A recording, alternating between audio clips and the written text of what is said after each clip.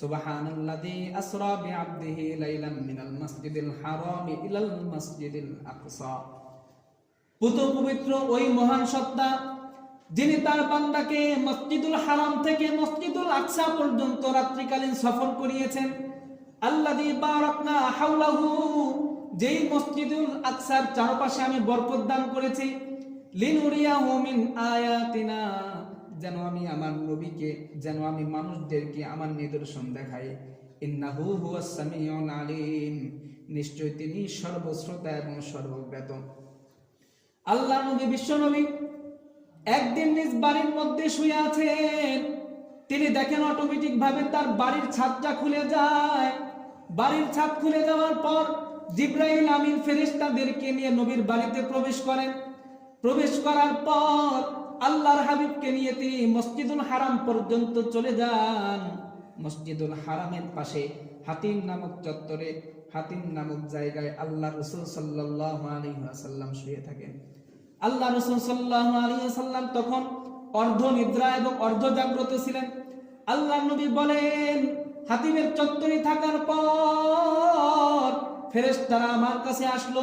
আসার পরে আমাকে আবে জমজম, জমজমের কূপের কাছে নিয়ে গেল। জমজমের কূপের কাছে যাওয়ার পর তারা আমার একটু বুকটা ফেরে ফেললো। এইটাকে বলা হয় শক্তি সদর বলা হয়। এটাকে আল্লাহ রাসূল সাল্লাল্লাহু আলাইহি ওয়াসাল্লামের বক্ষ বিদীর্ণ করা হলো। এর পূর্বে তিনবার, মোট 4 বার আল্লাহ রাসূলের বক্ষ বিদীর্ণ করে, আল্লাহ রাসূলের হৃৎপিণ্ড বের করে, আল্লাহ রাসূলের অন্তরকে বের করে আল্লাহ রাব্বুল আলামিন পরিশুদ্ধ করেছেন, যেন কোনো ধরনের পঙ্কিলতা না থাকে, যেন কোনো ধরনের অসুবিধা না থাকে। আল্লাহ রাসূল সাল্লাল্লাহু আলাইহি ওয়াসাল্লামের বক্ষ বিদীর্ণ করার পর আল্লাহ রাসূলের হৃৎপিণ্ডটাকে একটা পবিত্র পাত্রে তিনি রেখে দিলেন। পবিত্র পাত্রে রেখে দেওয়ার পর জমজমের পানির মাধ্যমে আল্লাহ রাসূলের হৃৎপিণ্ডকে ধৌত করার পর হিকমতপূর্ণ এবং ঈমানপূর্ণ পেয়ালায় রাখলেন। পুনরায় আবার আল্লাহ রাসূলের অন্তর, আল্লাহ রাসূলের হৃৎপিণ্ড আবার বক্ষের মধ্যে রেখে দিলেন।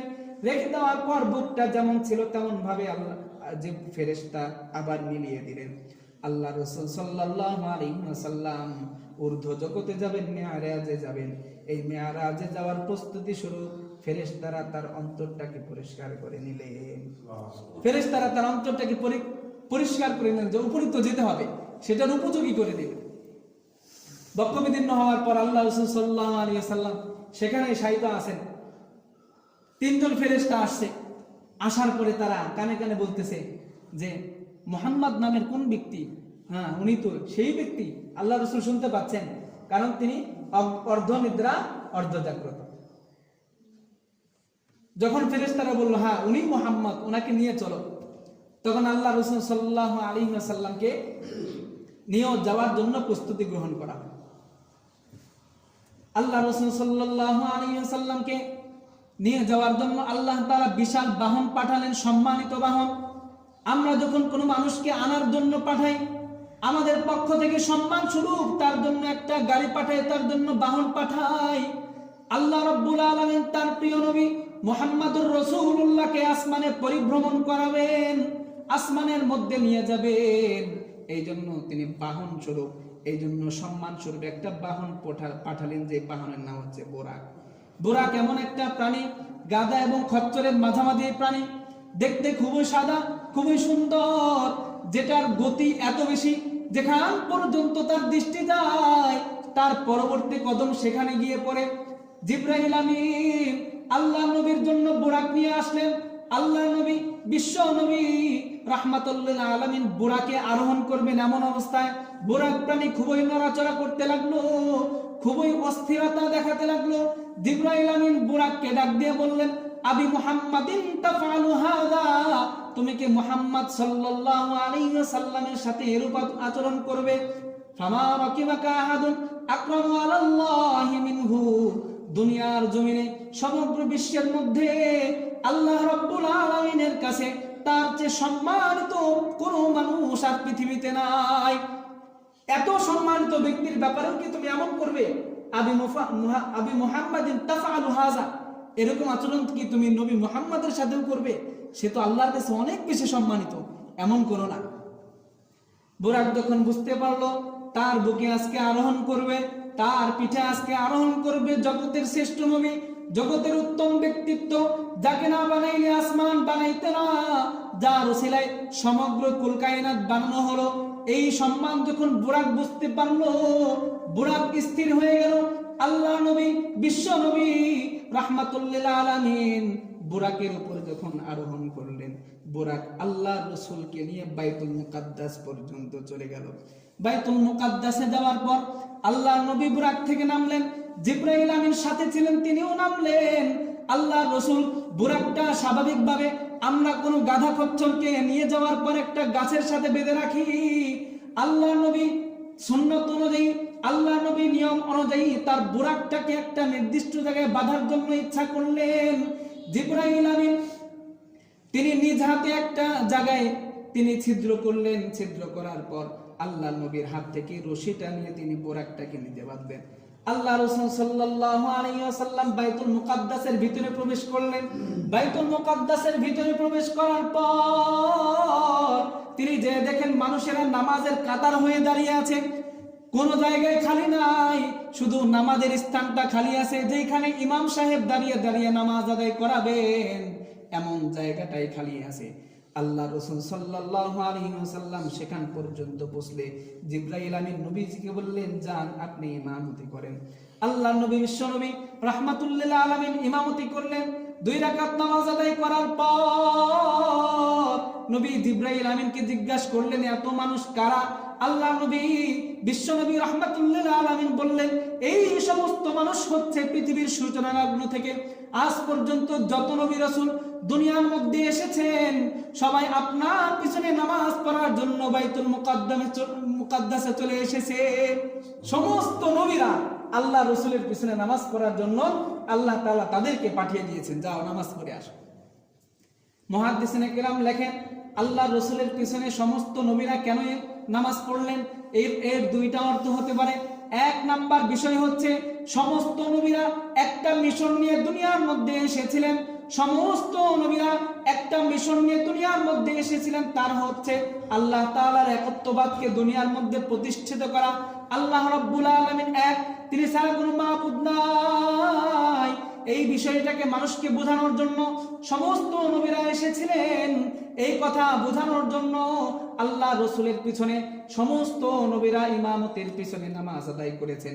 2 নাম্বার কারণ হচ্ছে, আল্লাহ নবী আমাদের নবী বিশ্ব নবী মুহাম্মদুর রাসূলুল্লাহ সমস্ত নবীর চেয়ে সম্মানিত, এই কথা বোঝানোর জন্য আল্লাহ রাব্বুল আলামিন বাইতুল মুকাদ্দাসে নবীজির পিছনে নামাজের ব্যবস্থা করে দিয়েছেন।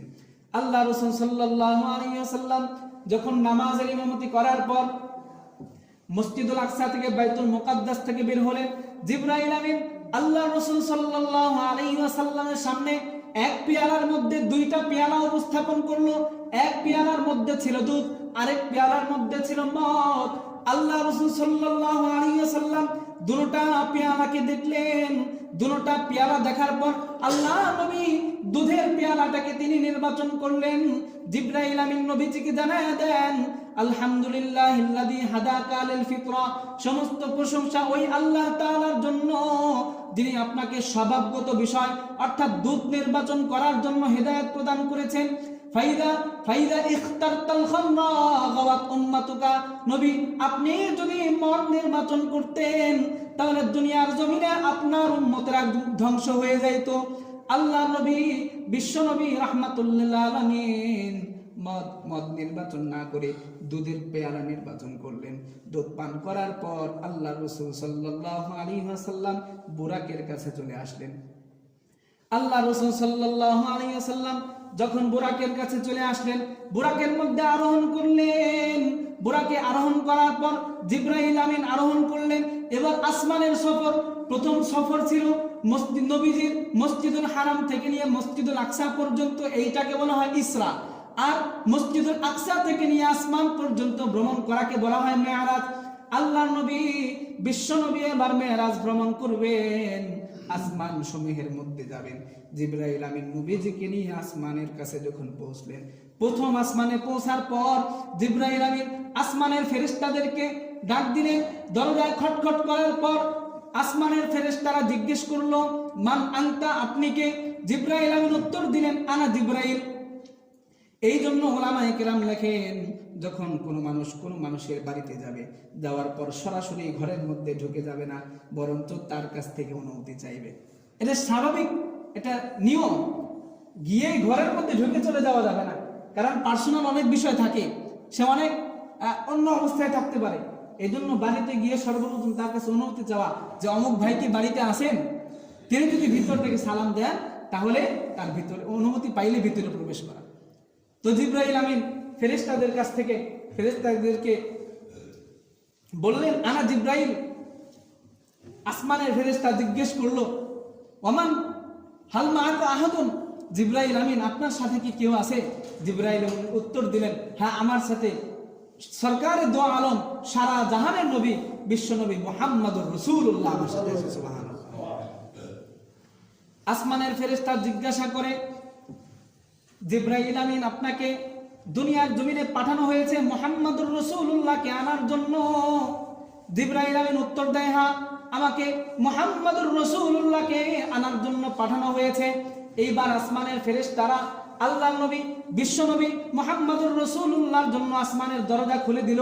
খুলে দেওয়ার পর সমস্ত ফেরেশতারা বলল, মারহাবান বিহি ওয়া আহসান ওয়া আহলান ফানিআমাল মাজিউজা, স্বাগতম স্বাগতম, কতই না উত্তম আগমনকারী ব্যক্তি আগমন করেছেন। আল্লাহ নবী সাল্লাল্লাহু আলাইহি ওয়াসাল্লাম যখন প্রথম আসমানে প্রবেশ করলেন, প্রথম আসমানে যাওয়ার পর আল্লাহ নবী একজন বৃদ্ধ ব্যক্তিকে দেখতে পাইলেন। বৃদ্ধ ব্যক্তি, তার সামনে অনেকগুলো মানুষ উপবিষ্ট আছে। যখন তিনি ডান দিকে তাকান, তখন তার চেহারা আলোকিত হয়ে যায়। যখন তিনি বাম দিকে তাকান, তখন তার চেহারাটা মলিন হয়ে যায়। আল্লাহ নবী বিশ্ব নবী জিবরাইল আমিনকে জিজ্ঞেস করলেন, জিবরাইল, এই বৃদ্ধ ব্যক্তি উনিকে? যখন তিনি ডান দিকে তাকান, তার চেহারাটা আলোকিত হয়ে যায়, বাম দিকে তাকানোর পর তার চেহারাটা মলিন হয়ে যায়। জিবরাইল আমিন উত্তর দিলেন, তিনি আর কেউ নয়, তিনি হচ্ছেন আমার আপনার সকলের আদি পিতা হযরত আদম আলাইহিস সালাম। আদম আলাইহিস সালাতু ওয়াস সালাম তিনি যখন ডান দিকে তাকান, তখন তার চেহারা উজ্জ্বল হয়ে যায়। এর কারণ হলো, ডান দিকের যেই সমস্ত মানুষেরা, তারা হচ্ছে আদম আলাইহিস সালাতু ওয়াস সালামের সন্তান, তারা সকলেই যাবে জান্নাতে। আর যখন তিনি বাম দিকে তাকান, তার চেহারাটা মলিন হয়ে যায়। এর কারণ হচ্ছে, বাম দিকে যেই সমস্ত সন্তানেরা আছে, তারা সকলেই যাবে জাহান্নামে। জিবরাইল আমিন নবীজিকে জানায়া দেন, নবী, আপনি আপনার পিতা আদম আলাইহিস সালাতু ওয়াস সালামকে সালাম করেন। আল্লাহ নবী বিশ্ব নবী রাহমাতুল লিল আলামিন আদম আলাইহিস সালাতু ওয়াস সালামকে সালাম করলেন। সালাম করার পর আদম আলাইহিস সালাম সালামের উত্তর দেওয়ার পরে বললেন, মারহাবান বিল ইবনি সালিহি ওয়ান নাবিয়্যি সালিহি, স্বাগতম হে উত্তম সন্তান এবং স্বাগতম হে উত্তম নবী। আল্লাহ রাসূল সাল্লাল্লাহু আলাইহি ওয়াসাল্লামকে আদম আলাইহিস সালাতু ওয়াস সালাম সর্বোত্তম সন্তান এবং সর্বোত্তম নবী হিসেবে ঘোষণা করে দেন।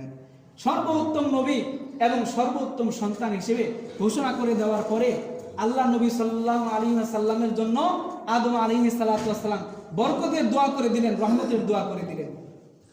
জিবরাইল এবার দ্বিতীয় আসমানের দিকে আরোহণ করেন, বুরাককে নিয়ে দ্বিতীয় আসমানের দিকে গেলেন। দ্বিতীয় আসমানে যাওয়ার পর আল্লাহ নবী সাল্লাল্লাহু আলাইহি ওয়াসাল্লাম দ্বিতীয় আসমানে যখন পৌঁছলেন, আসমানের ফেরেশতারা জিবরাইল আমিনকে জিজ্ঞাসা করলো, মান আনতা, আপনি কে? জিবরাইল আমিন উত্তর দেয়, আনা জিবরাইল। জিবরাইল আমিনকে ফেরেশতারা আবার জিজ্ঞেস করে, হাল মাআকা আহাদুন, আপনার সাথে কি কেউ আছে? জিবরাইল আমিন উত্তর দেয়, আমার সাথে কুল কায়নাতের সরদার বিশ্বনবী হযরত মুহাম্মদ রাসূলুল্লাহ সাল্লাল্লাহু আলাইহি ওয়াসাল্লাম। ফেরেশতারা জিজ্ঞেস করে, তাকে আনার জন্য কি আপনাকে পাঠানো হয়েছে? জিবরাইল আমিন উত্তর দিলেন, হ্যাঁ, তাকে আনার জন্য আমাকে দুনিয়াতে পাঠানো হয়েছিল। এবার আসমানের দ্বিতীয় আসমানের দরজা খুলে দেওয়ার পর সমস্ত ফেরেশতারা নবীকে স্বাগতম জানাইতে থাকে।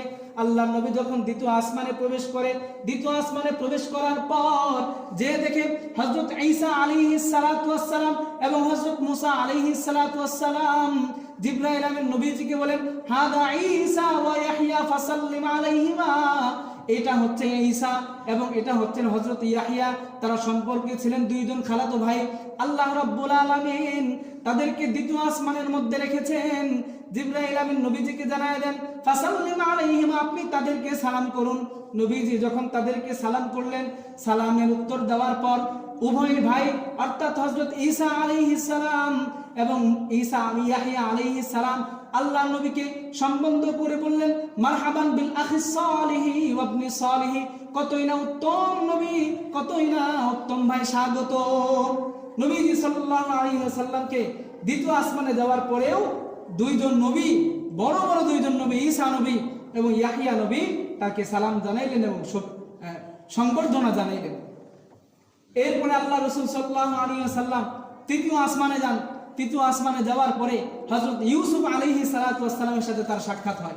ইউসুফ আলাইহিস সালাতু ওয়াস সালাম তাকে দেখার পরে বলে, মারহাবান বিল আখিস সালিহি ওয়া ইবনি সালিহি, উত্তম নবী এবং উত্তম ভাইয়ের আগমন, স্বাগতম স্বাগতম।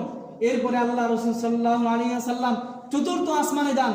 চতুর্থ আসমানে যাওয়ার পরে হযরত ইদ্রিস আলাইহিস সালাতু ওয়াস সালামের তার সাথে সাক্ষাৎ হয়। ইদ্রিস আলাইহিস সালাতু ওয়াস সালাম তাকে স্বাগতম জানিয়ে বলেন, মারহাবান বিল আখিস সালিহি ওয়া ইবনি সালিহি। এরপরে নবীজি পঞ্চম আসমানে যান। পঞ্চম আসমানে যাওয়ার পর দেখেন সেখানে হযরত হারুন আলাইহিস সালাতু ওয়াস সালাম আছেন। তিনিও নবীজিকে স্বাগতম জানান, মারহাবান বিল আখিস সালিহি ওয়া ইবনি সালিহি। এরপরে আমাদের নবী বিশ্বনবী জিবরাইলের সাথে বুরাকে করে ষষ্ঠ আসমানে যান।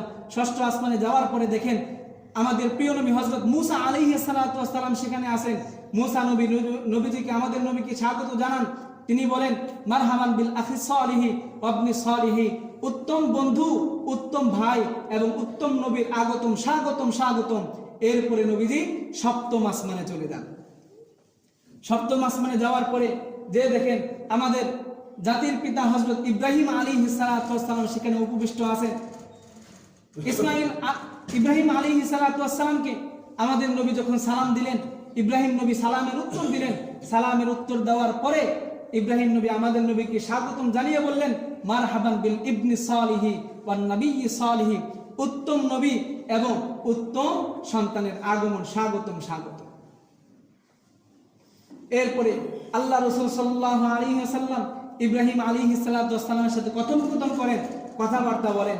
বিভিন্ন কথাবার্তা হওয়ার পরে শেষে যখন বিদায় নেবেন, ইব্রাহিম আলাইহিস সালাতু ওয়াস সালাম নবীজিকে বলেন, আকরি আলাইকা মিন আলা উম্মতি মিন্নি আসসালাম। প্রিয় নবী মুহাম্মদুর রাসূলুল্লাহ, আমি ইব্রাহিম নবী আমার পক্ষ থেকে আপনার উম্মতের জন্য সালাম পাঠিয়ে দিলেন, সালাম। এই জন্য এটা সুন্নত, যখন কোনো মানুষ মানুষের সাথে সাক্ষাৎ করে তখন পরিচিত কাউকে সালাম পাঠানো, এটা সুন্নত। ইব্রাহিম নবী যখন আমাদের নবীকে বললেন, আমার পক্ষ থেকে আপনার উম্মতের জন্য সালাম পাঠিয়ে দিবেন, সালাম। ইব্রাহিম নবী আমাদের নবীকে উপদেশ দিলেন, নসিহত করলেন। নসিহত করে বললেন, আপনার উম্মতকে বলবেন তারা যেন বেশি বেশি জান্নাতের কামনা করে। জান্নাতের মাটিটা খুবই স্বচ্ছ, জান্নাতের পানি খুবই সুমিষ্ট এবং খুবই স্বচ্ছ, এবং জান্নাত হচ্ছে খালি ময়দান। তারা যেন জান্নাতে বেশি বেশি গাছ বপন করে, সুবহানাল্লাহ। তারা যেন জান্নাতের মধ্যে বেশি বেশি গাছ বপন করে। আল্লাহ নবী বিশ্ব নবী রাহমাতুল্লিল আলামিন ইব্রাহিম নবীকে বললেন, নবী আমার উম্মতেরা জান্নাতের মধ্যে কিভাবে গাছ বপন করবে? ইব্রাহিম আলাইহিস সালাতু ওয়াস সালাম আমাদের নবীকে জানিয়ে দিলেন, ফালিকসিরু সুবহানাল্লাহি ওয়াল হামদুলিল্লাহ ওয়ালা ইলাহা ইল্লাল্লাহু আল্লাহু আকবার। আপনার উম্মত যেন 4টা কালিমা পাঠ করে, 4টা কালিমা পড়লে জান্নাতের মধ্যে বিশাল বিশাল গাছ নির্মাণ হয়ে যায়। হাদিসের মধ্যে আল্লাহ নবী সাল্লাল্লাহু আলাইহি ওয়াসাল্লাম বলেন, 2টা কালিমা এমন আছে যেটা আল্লাহ তাআলার কাছে অনেক বেশি প্রিয়, জবানে অত্যন্ত ভারী কিন্তু মিজানের, জবানে অত্যন্ত সহজ কিন্তু মিজানের পাল্লা অত্যন্ত ভারী। সুবহানাল্লাহি ওয়া বিহামদিহি সুবহানাল্লাহিল আযীম। আমাদের নবীকে জানায় দিলেন, ইব্রাহিম নবী জানায় দিলেন, আপনার উম্মতকে বলবেন তারা যেন দুনিয়াতে থাকা অবস্থায় জান্নাতের মধ্যে বেশি বেশি গাছ বপন করে। গাছ বপন করার পদ্ধতি হলো তারা যেন পড়ে সুবহানাল্লাহ ওয়ালহামদুলিল্লাহ ওয়ালা ইলাহা ইল্লাল্লাহু আল্লাহু আকবার। কোন কোন বর্ণনায় পাওয়া যায় ইব্রাহিম নবী আমাদের নবীকে জানায়া দিলেন আপনার উম্মত যেন বেশি বেশি পাঠ করে লা ইলাহা ইল্লাল্লাহ লা হাওলা ওয়ালা কুওয়াতা ইল্লা বিল্লাহ, কেননা ফাইন্নাহা দিরাসুল জান্নাহ, কেননা লা হাওলা ওয়ালা কুওয়াতা ইল্লা বিল্লাহ পাঠ করার মাধ্যমে জান্নাতে সুবিশাল গাছ লেগে যায়। আল্লাহ রাসূল সাল্লাল্লাহু আলাইহি ওয়াসাল্লামকে এই নসিহতগুলো করার পরে ইব্রাহিম নবী তাকে কল্যাণের দোয়া করে বরকতের দোয়া করে নবীজিকে বিদায় জানিয়ে দিলেন। সুবহানাল্লাহ। এই হলো সপ্ত আসমান পর্যন্ত আল্লাহ রাসূল সাল্লাল্লাহু আলাইহি ওয়াসাল্লামের দুনিয়া থেকে ভ্রমণ। নবীজি নিজের বাড়ি থেকে গেলেন মসজিদুল হারামে, মসজিদুল হারাম থেকে নিয়ে বাইতুল মুকাদ্দাস মসজিদুল আকসা পর্যন্ত ভ্রমণ করাকে বলা হয় ইসরা।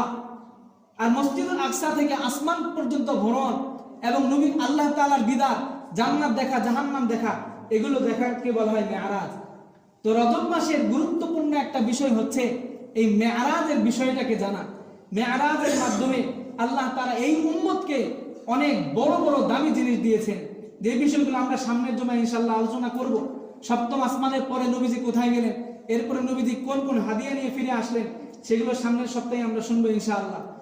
তো আমাদের বলার উদ্দেশ্য হচ্ছে রজব মাস অত্যন্ত গুরুত্বপূর্ণ মাস এবং দামি মাস। 4টা মাস সম্মানিত, এর মধ্যে একটা মাস হচ্ছে রজব মাস। এই রজব মাসে বেশি বেশি রোজা রাখা এবং বেশি বেশি সামনে রমজান মাস আসবে, রমজান মাসের প্রস্তুতি গ্রহণ করা। এই জন্য আল্লাহ তাআলা আমাদের সকলকে রজব মাসের ফজিলত জেনে রমজান মাসের প্রস্তুতি হিসেবে সকলকে প্রস্তুতি গ্রহণ করার তৌফিক দান করেন।